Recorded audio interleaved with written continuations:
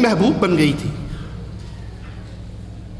لیکن شیطان نے ان اولیاء اللہ کی محبت کو غلو میں بدل کر، حد سے بڑھا کر پہلی نسل کو یہ سمجھایا کہ ان کی شکلیں اپنی عبادت گاہوں میں رکھ لو تاکہ ان کو دیکھ کر تمہیں اللہ یاد رہے۔ جب یہ نسل ختم ہو گئی، اگلی نسل کو یہ سمجھایا کہ یہی وہ بزرگ ہیں جن کی بندگی تمہارے بڑے کیا کرتے تھے، لہذا انہی کی بندگی شروع کروا دی، ان کی تاریخ کو مسخ کیا۔ یہ اولیاء اللہ کبھی ایسی بات نہیں کہہ سکتے تھے جو مالک کی توحید کے خلاف تھی۔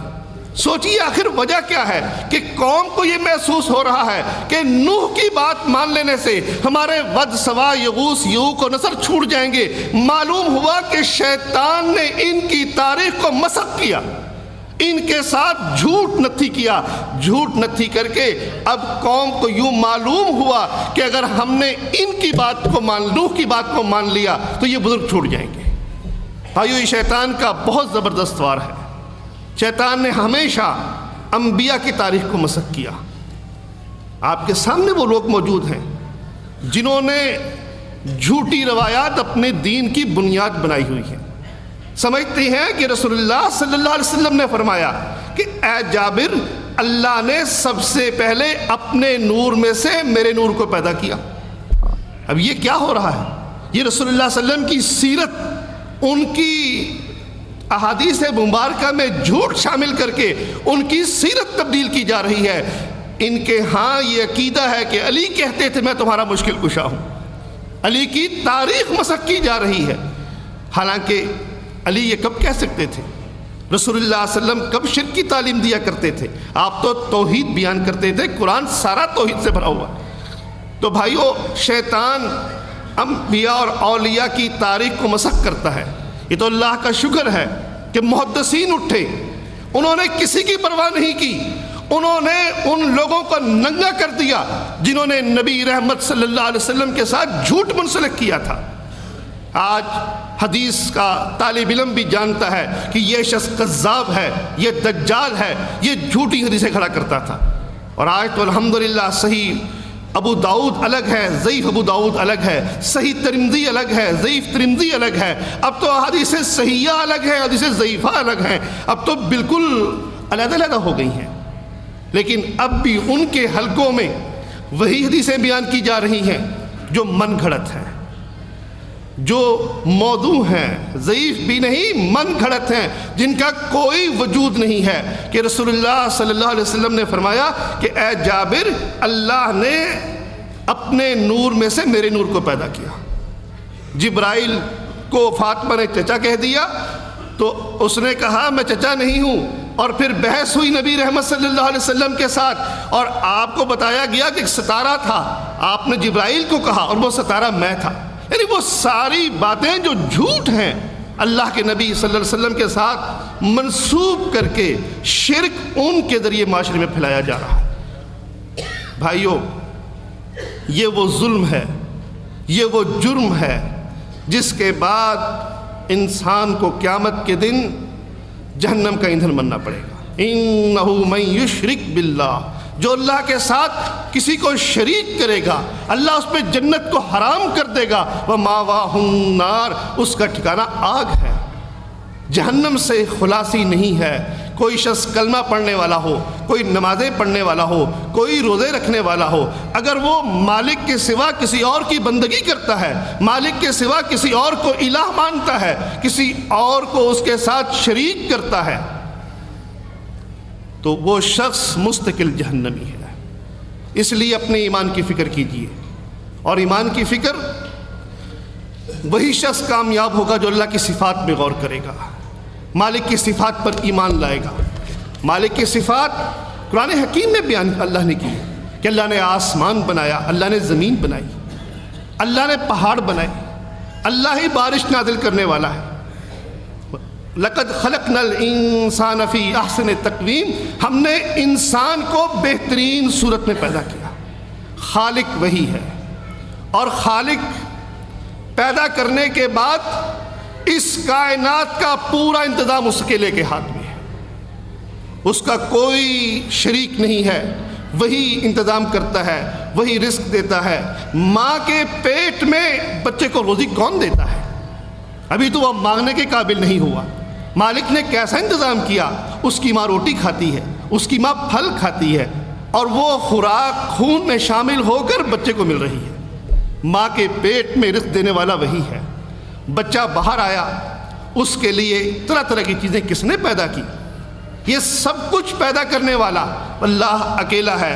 بھائیوں، وہی فیصلے کرتا ہے، کوئی فیصلہ ایسا نہیں کہ وہ کر دے اور وہ پورا نہ ہو، صرف اس کا حکم ہوتا ہے کن ہو جا اور ہو جاتا ہے۔ ذلت اور عزت اسی کے ہاتھ میں ہے۔ کبھی صدر ایوب کا نام ہوا کرتا تھا، کبھی ذوالفقار علی بھٹو کی کرسی مضبوط ہوا کرتی تھی، کبھی ضیاء الحق کا نام تھا، کبھی شاہ ایران کا نام تھا۔ آج وہ سب کہاں ہیں؟ یہ عزت اور ذلت کس کے ہاتھ میں ہے؟ اللہ اکیلے کے ہاتھ میں ہے۔ وہی رات پلٹتا ہے، دن الٹتا ہے، گردش ایام میں بندوں کے دن بدلتا ہے، تخت الٹتا ہے، سلطنتیں زیر و زبر کرتا ہے، ایک کو لاتا ہے دوسرے کو گراتا ہے۔ نواز شریف کے ذریعے بے نظیر ہٹتی ہے، مشرف کے ذریعے نواز شریف ہٹتا ہے۔ یہ کون کر رہا ہے؟ یہ انتظام اللہ اکیلا کر رہا ہے۔ فرشتے اس کے حضور چڑھتے ہیں اس کا حکم لینے کے لیے، اور قطار اندر قطار حکم لے کر نازل ہوتے ہیں، تنزل الملائکۃ والروح۔ تو یہ سب اختیارات اللہ اکیلے کے ہاتھ میں ہے۔ اس کے فرمان کو اس کی مرضی کی دیر ہے کہ نافذ ہو جاتا ہے۔ وہ جو چاہے، جسے چاہے، جس وقت چاہے، جس رخ چاہے، وہ ہو جاتا ہے۔ کوئی اس کے راستے میں رکاوٹ ڈالنے والا نہیں۔ زکریا پوچھتے ہیں، فرشتے سے کہتے ہیں کہ میرے گھر بچہ کیسے ہوگا؟ میری بیوی بانجھ ہے اور میں بوڑھا ہوں۔ فرشتہ کہتا ہے ایسے ہی ہوگا، تیرے رب کا فیصلہ ہے۔ مریم کہتی ہے میرے گھر بچہ کیسے ہوگا؟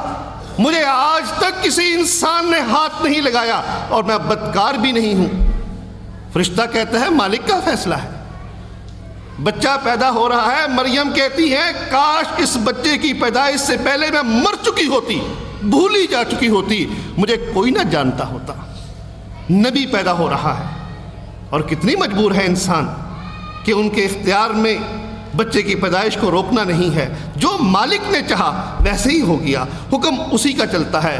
آسمان میں، زمین میں سب احکامات مالک الملک کے چلتے ہیں۔ جہان کے ہر کونے میں ہر ذرے کی قسمت ہر لمحے بدلتی ہے۔ پورے جہان کو جیسے چاہتا ہے الٹتا ہے، پلٹتا ہے۔ یہ اختیارات مالک الملک کے ہاتھ میں ہیں۔ بھائیو، اس اللہ کی صفات پر ایمان لے آئیے، اس کی صفات پہ غور کیجئے۔ السمیع ہے، السمیع ایسا کہ سارے جہان کی آوازوں کو سنتا ہے۔ کیسی کیسی بولیاں ہیں، کہیں اردو ہے، کہیں انگریزی ہے، کہیں عربی ہے، کہیں پشتو ہے۔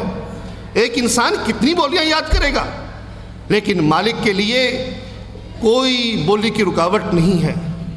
کیسی کیسی فریادیں ہیں، زمین و آسمان کے ہر کونے سے ہر لمحے اٹھنے والا مسلسل شور ہے، فریادیں ہیں۔ اس آہو فغاں میں وہ ہر ایک کی الگ الگ سنتا ہے اور صاف پہچانتا ہے کہ کون پکار رہا ہے۔ سب کی بیک وقت سنتا ہے۔ یہ نہیں کہ بھی میں سنا رہا ہوں آپ نہیں سنا سکتے، نہیں، سب کی سنتا ہے، بیک وقت سنتا ہے، کسی ایک سے بھی غافل نہیں ہے۔ اس کے حضور کسی لائن لانے کی ضرورت نہیں ہے۔ وہ مالک الملک ہے، پاک ہے اس سے کہ التجاؤں کے ازدحام میں اس کی سماعت کی بھی چوک جائے، یا کبھی حاجت مندوں کی آہو فغاں میں کبھی اس کو کسی انسان کا جواب دینا مشکل ہو جائے۔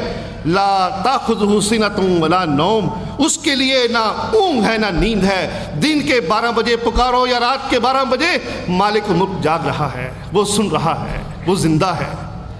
بچہ بخار میں تپ رہا ہو سکتا ہے باپ سو جائے، ماں سو جائے، لیکن مالک الملک کے لیے اونگ اور نیند نہیں ہے۔ اس کو چھوڑ کر انسانوں کو پکارا جائے، اس کو چھوڑ کر انسانوں کو مشکل کشا سمجھا جائے۔ یہ انسان جو ہر بولی نہیں جان سکتے، یہ انسان جو بیک وقت 3-4 بندوں کی بات نہیں سن سکتے، یہ انسان جن کی سماعت مالک چھین لے ان کو آواز نہیں آ سکتی، قبر میں دفن ہو گئے، اب وہ کس کی پکار سنیں گے؟ زندگی میں فاصلہ ہو جایا کرتا تھا، وہ سننے کے قابل نہیں تھے، اب وہ کیسے سنیں گے؟ بھائیو، وہ سمیع ہے، وہ العلیم ہے۔ رات کی تاریکی میں اندھیری چٹان پر سیاہ چونٹیوں کی قدموں کی آہٹ کو پا لیتا ہے۔ ہر غیب اس کے لیے شہادت ہے، کوئی راز اس کے لیے راز نہیں۔ وہ پوشیدہ سے پوشیدہ تر بات کو جانتا ہے، اسے ہر راز معلوم ہے۔